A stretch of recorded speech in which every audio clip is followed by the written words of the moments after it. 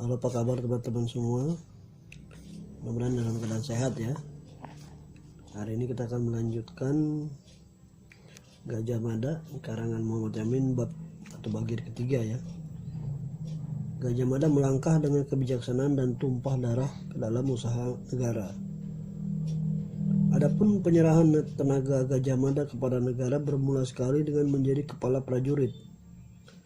Sesudah mendapat kemenangan dalam perang, lalu dia diangkat menjadi kepala daerah dalam waktu 11 tahun. Dia selalu mendapat perhatian dari pusat pemerintahan, sehingga oleh keberanian dan kebijaksanaan memerintah, dia berpindah ke pusat pemerintahan dengan memegang jabatan yang tertinggi dalam seluruh negara. Sebagian besar dari zaman ini berlangsung di bawah kekuasaan raja kedua, yaitu Jayanegara. Di bawah pemerintahan raja inilah dia menunjukkan beberapa jasa istimewa yang selalu memberi kemajuan kepadanya. Dalam tahun 1319, kelihatanlah Gajah Mada di Majapahit sebagai Bayangkara. Dalam waktu tahun 1319 itu berlaku suatu pemberontakan yang hebat dan mengguncangkan seluruh pusat kerajaan. Dalam pemberontakan ini terbukti beberapa kekeruhan pegawai yang menjalankan asutan gelap. Dalam keadaan seperti itu, maka pemuda mengambil bagian dalam urusan umum dengan menenteramkan negara dan memperlihatkan kebijaksanaan yang sangat menarik hati. Pada suatu hari, 7 orang Dharma Putra dan Pengalasan sedang bersukaria. Nama-namanya itu Kuti, Semi Pasya, Wedeng, Yuyu, Tanca, dan Banyak. Tiba-tiba Kuti dan Semi dibunuh karena dituduh oleh Mahapati. Tetapi setelah dibunuh, kedapatan bahwa Mahapati menjalankan pengaduan gelap dan memburuk-burukkan orang. Oleh sebab itu Mahapati ditangkap dan ditewaskan dengan alasan karena mengadu-adu rakyat dengan tuduhan gelap. Sebelum Kuti mati, Sri Jayanegara telah memisahkan diri ke Bebander. Bangida berangkat dengan diam-diam pada malam hari di tengah-tengah kekeruhan pemberontakan. Hanya 15 orang Bayangkara yang mengikuti beliau yang pada waktu itu sedang berjaga. Kebetulan pada ketika itu giliran Gajah Mada harus mengawal dengan memangku pangkat sebagai bekal mengepalai Bayangkara tersebut. Ketika raja berangkat, dia ikut pula. Pekerjaan itu sangat berbahaya. Darah mesti tertumpah dan kebijaksanaan harus berlaku. Setelah beberapa hari di Bebander, seorang Pengalasan meminta diri kembali pulang. Tetapi Gajah Mada tidak membolehkan karena jumlah pengikut tidak begitu besar. Tetapi Pengalasan itu mau juga pulang. Oleh karena disangka boleh jadi orang itu akan membuka rahasia bahwa Raja Abatara bersembunyi di rumah buyut Bebander, sehingga akan kedengaran oleh Kuti. Maka waktu itu juga Gajah Mada membunuh Pengalasan yang tidak setia itu. Setelah sepekan lamanya, Gajah Mada sendiri meminta izin pulang ke Majapahit karena hendak menjalankan maha kebijaksanaan. Sampai ke Majapahit, maka Mancanegara bertanya kepadanya, di manakah raja? Dengan tenang, Gajah Mada memberi keterangan bahwa sang Abatara sudah mati dibunuh oleh kawan-kawan si Kuti. Segala orang mendengar itu berduka cita. Pada waktu itu Gajah Mada berkata dengan pasti, "Tenangkanlah hati tuan-tuan. Sungguh kalian tidak akan menurutkan Kuti sebagai kepala?" Semuanya menjawab, "Apa pula katamu itu? Kuti bukanlah tuan kita."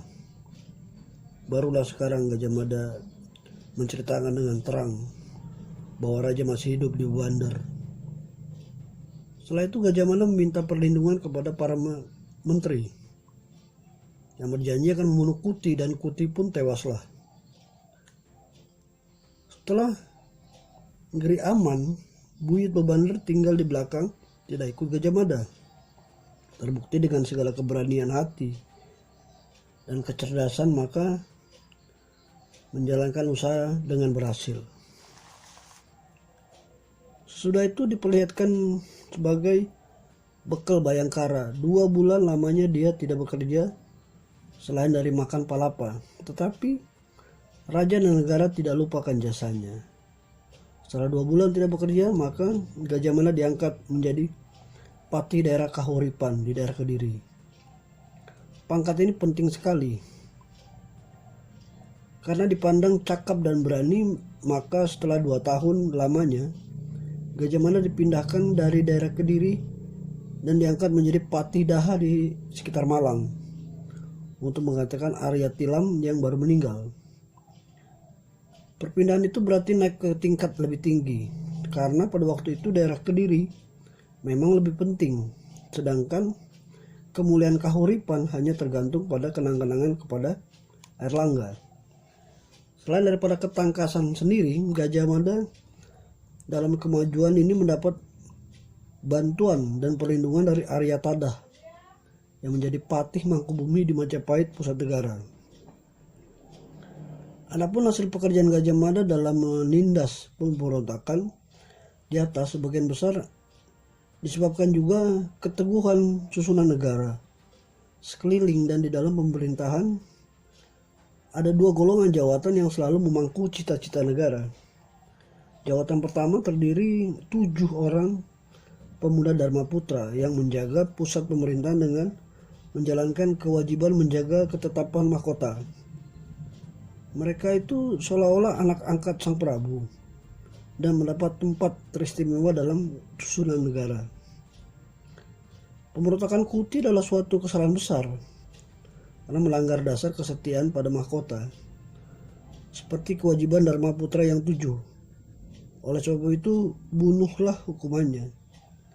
Jawatan kedua, golongan pemuda Bayangkara yang terbagi atas bagian pusat dan bagian daerah.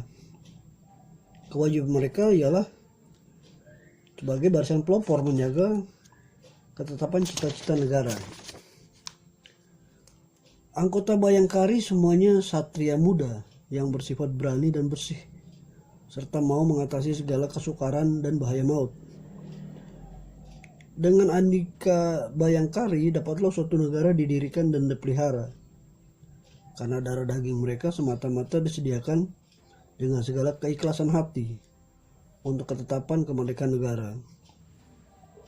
Mereka mendapat tempat dalam susunan negara dalam pemerintahan, kira-kira antara pusat pemerintah dengan tentara bersenjata. Adapun jawatan Bayangkari bukanlah bagian atau buatan Majapahit, melainkan tatanan yang diwarisi dari kerajaan Singosari. Sifat dan tujuan hidup Andika Bayangkari setia kepada negara, dan anggota yang kedapatan retak atau kurang setia mendapat hukuman bunuh dan tikaman senjata, seperti terbukti dalam sejarah. Waktu bekal Gajah Mada memberi bantuan kepada Srijaya Negara dalam pemberontakan Dharma Putra Rakuti, maka dia tidak gentar sedikit juga bahwa pekerjaan pasti akan berhasil, asal segala Bayangkari melakukan kewajiban dengan sepenuh hati. Pemandangan ini tak salah, sehingga Gajah Mada dapat menghilangkan kekalutan dalam negara. Kembalilah suasana damai, sehingga negara dan mahkota dapat berjalan dengan baik seperti sedia kala.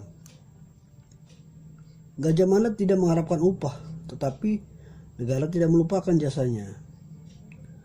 Tenaganya perlu bagi pemerintahan, sehingga semenjak tahun 1319 sampai pada hari wafatnya, dia terus-menerus dipegang erat oleh kepentingan umum.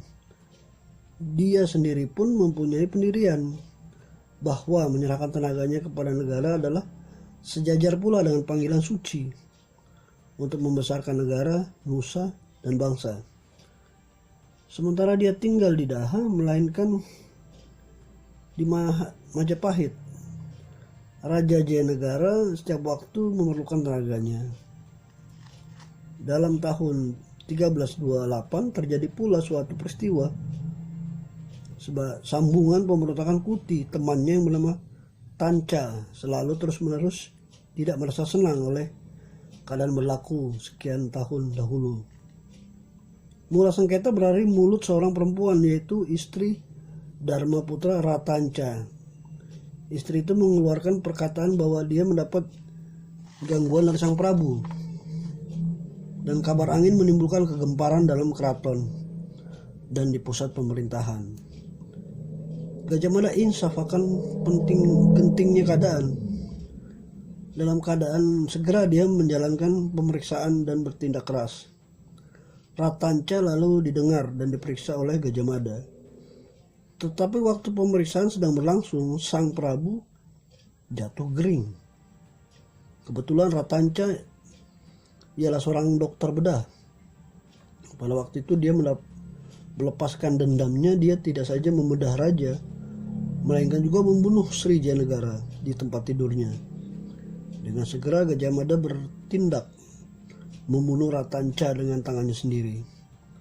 Di belakang lakon yang menyedihkan hati ini, terbayang pula suatu tuduhan kepada Gajah Mada bahwa dialah agaknya yang mendorong Ratanca berlaku demikian, karena kabarnya sang Prabu salah lihat dan salah raba kepada istri Gajah Mada yang teguh setia itu.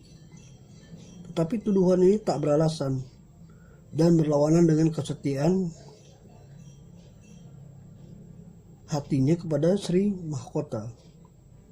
Setelah Jayanegara dikuburkan di Kepopongan di Antawulan, maka putra mahkota tak ada yang menggantikan. Mahkota jatuh kepada seorang putri Tribuana. Sedangkan yang menjadi Mahapatih waktu itu ialah Empu Naga Gajah Mada, bersiap menantikan saat yang baik untuk membantu negara menjalankan politik persatuan dengan memangku jabatan tertinggi. Dan waktu ini nantikan segera datang, yaitu dalam tahun 1331. Waktu itu suasana sudah berubah. Kejadian akan berlaku menjadi bagian lain. Terima kasih teman-teman untuk sudah mendengarkan, mengikuti bab yang ketiga ini. Nanti kan kita sambung ke bab yang keempat. Bila ada pertanyaan teman-teman, kritik, saran, boleh tulis di bawah ini. Terima kasih.